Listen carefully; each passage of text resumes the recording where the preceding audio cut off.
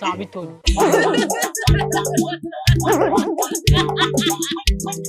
అబ్బబ్బా ఎన్ని ఏమి ఎండగొడుతుంది. ఆయనతో సన్సిల్క్ కన్నా పూసుకోవాలి, ఎందుకంటే మొత్తం చర్మం అంతా ఆగమైపోతుంది. మొత్తం మీద అయితే ఇక మంచిగా చూసుకోవాలి. ఎవరా నల్లోడా ఏడుకోతున్నావు?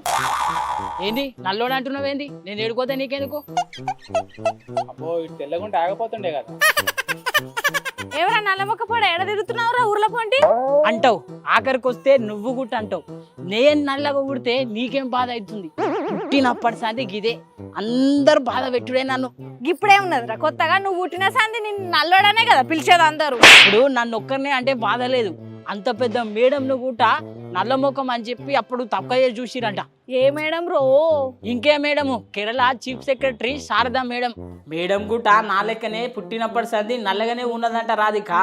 నల్లగా ఉన్నదని చెప్పి చాలా మంది తక్కువ చేసి చూసే ప్రయత్నం చేసిరంట. మేడం అయితే ఎందుకమ్మా నన్ను ఇట్లా నల్లగన్నావు అని చెప్పి వాళ్ళ అమ్మ ముంగట చాలా బాధపడ్డదంట రాధిక. నేను నల్లగా పుట్టినందుకు వాళ్ళ అమ్మ ముంగట చాలా గోసెల్ల తీసిందంట రాధిక. అదే కసుతోని చదువుకొని ఐఏఎస్ ఆఫీసర్ అయ్యింది. ఈ అల్లా ఉన్నత శిఖరాల గుట ఎదిగింది. ఇప్పుడు ఆ రోజులను యాద్ చేసుకొని ఒక పోస్ట్ పెట్టింది రాధిక. నలుపు రంగు ఉంటే బాధపడాల్సిన అవసరం లేదు అన్నట్టు పెట్టింది.